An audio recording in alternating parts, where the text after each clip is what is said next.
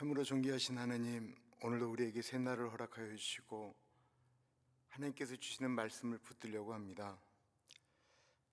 하나님, 우리가 살아가는 동안 우리를 이끌어 가시는 것이 하나님의 말씀인 것을 믿습니다. 그 말씀대로 살아가는 우리들이 되어질 수 있도록 인도하여 주옵소서. 존귀하신 예수님 이름으로 기도합니다. 아멘. 하나님의 말씀 여호수아 15장 13절에서부터 19절까지 말씀입니다. 여호수아 15장 13절에서부터 19절까지 말씀. 여호와께서 여호수아에게 명령하신 대로 여호수아가 기럇 아르바 곧 헤브론의 유다 자손 중에서 분깃으로 여분네의 아들 갈렙에게 주었으니 아르바는 아낙의 아버지였더라.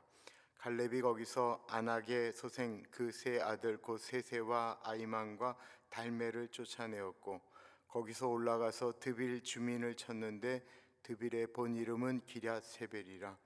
갈렙이 말하기를 기럇세벨을 쳐서 그것을 점령하는 자에게는 내가 내 딸 악사를 아내로 주리라 하였더니 갈렙의 아우 그나스의 아들인 온니엘이 그것을 점령하므로 갈렙이 자기 딸 악사를 그에게 아내로 주었더라. 악사가 출가할 때에 그에게 청하여 자기 아버지에게 밭을 구하자 하고 나귀에서 내림에 갈렙이 그에게 묻되 내가 무엇을 원하느냐 하니 이르되 내가 복을 주소서 아버지께서 나를 네겝 땅으로 보내시오니 샘물도 내게 주소서 하며 갈렙이 윗샘과 아랫샘을 그에게 주었더라. 오늘 말씀의 제목은 약속을 붙들고 담대히 구하는 사람들입니다. 약속을 붙들고 담대히 구하는 사람들. 여호수아 15장은 하나님께서 유다 족속에게 준 땅에 대한 설명이 쭉 나오고요.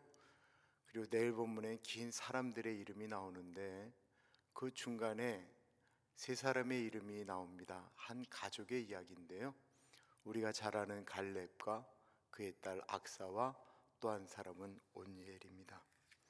이 단순한 가정사가 아니고 이 세 사람이 어떻게 믿음으로 가문을 이루고 하나님의 명령을 따랐는지를 이야기하고 있습니다. 신앙의 모델이 될 만한 가정입니다. 먼저 갈렙에게 헤브론 땅이 주어지는 장면이 나옵니다. 13절은 이렇게 말씀하고 있습니다. 여호와께서 여호수아에게 명하신 대로 갈렙에게 그 땅이 주어졌다라고 말합니다. 여호수아는 자기의 임의대로 친구인 갈렙에게 땅을 준 것이 아니고 하나님의 말씀의 근거로 주었다라는 것입니다. 갈렙이 약속의 땅을 받은 이유는 능력이 있어서가 아니고 즉 하나님의 말씀 때문이었다라는 것입니다. 이것이 우리 삶의 출발점입니다. 우리의 삶의 기준은 하나님의 말씀입니다. 성경은 하나님의 살아있는 말씀이 우리의 삶을 변화시키고 생각과 골수 및 관절까지 쪼갠다라고 말하고 있습니다. 우리가 세상의 빛과 소금이 되는 역할을 감당할 수 있는 것은 내 안에 무언가 특별한 것이 있어서가 아니고 내 삶을 이끄시는 하나님의 말씀을 붙들고 살기 때문에 그렇습니다. 그러므로 말씀 없는 신앙생활은 제대로 될 수가 없습니다. 갈렙은 여호수아 14장에 헤브론을 달라고 할 때도 이렇게 말씀하시죠. 성읍들이 크고 견고할지라도 여호와께서 함께 하시면 말씀하신 대로 내가 그들을 쫓아내겠나이다.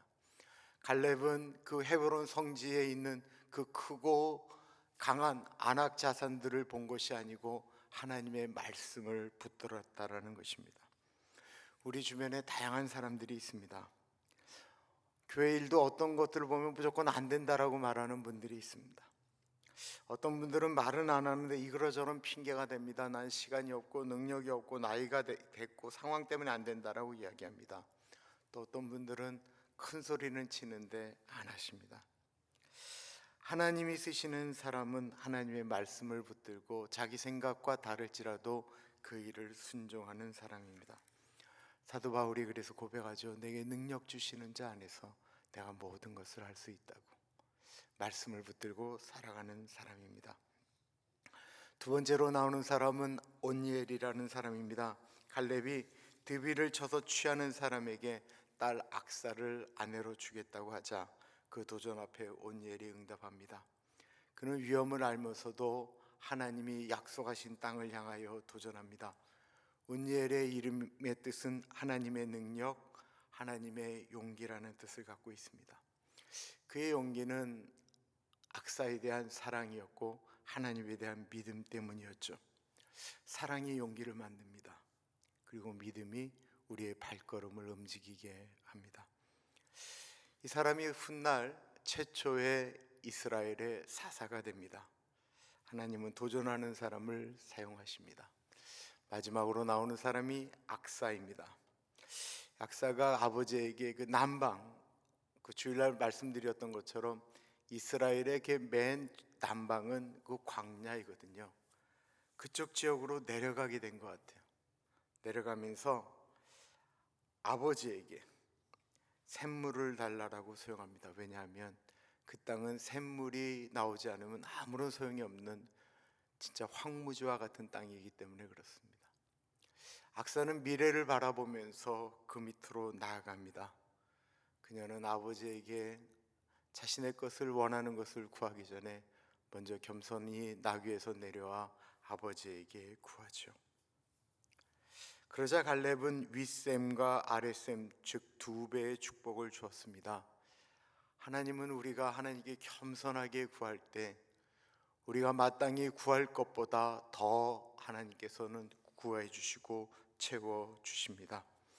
오늘 본문은 우리에게 이렇게 말씀하고 있습니다. 말씀을 갈렙처럼 붙들고 살라라고 말씀하고 있습니다. 운니엘처럼 사랑과 믿음을 가지고 도전하라라고 말씀하고 있습니다. 악사처럼 하나님의 은혜를 겸손하게 구하라고 말씀하고 있습니다. 우리의 삶에도 동일한 은혜가 임할 것입니다. 말씀을 따라 걸어가는 사람에게는 기업을, 믿음으로 도전하는 사람에게는 승리를, 그리고 은혜를 구하는 자에게는 샘물을 허락하게 될 것입니다. 오늘 하루도 주님의 그런 은혜가 우리 모두의 삶 가운데 흘러가기를 간절히 축원합니다. 기도하겠습니다. 참으로 존귀하신 하나님 아버지, 오늘 갈렙과 운니엘과 악사의 믿음을 통해 우리에게 말씀해 주시니 감사합니다. 우리가 말씀을 기준으로 삼고 살게 하시고 현실보다는 약속을 바라보게 하시며 담대히 도전하는 용기와 은혜를 구하는 믿음을 우리에게 부어 주옵소서. 메마른 땅에 샘물을 주셨던 것처럼 우리들의 가정과 교회와 삶의 자리에 말씀의 샘물, 은혜의 샘물, 성령의 샘물이 흘러가게 하옵소서. 오늘도 주님만 의지하며 걸어가오니 우리의 발걸음을 붙들어 주시고 약속하신 기업을 누리는 삶을 우리에게 허락하옵소서. 지금은 우리 주 예수 그리스도의 은혜와 우리를 너무나도 사랑하셔서 하나밖에 없는 아들을 넉넉하게 보내주신 하나님 아버지 그 크신 사랑하심과 성령님의 감화감동 역사 충만 교통하심이 하나님의 말씀을 붙들고 믿음으로 걸어 나가겠습니다. 겸손히 주님께 은혜를 간구합니다 고백하는 사랑하는 주의 백성들 머리 위에 지금으로부터 영원토록 함께 하시길 간절히 축원하옵나이다.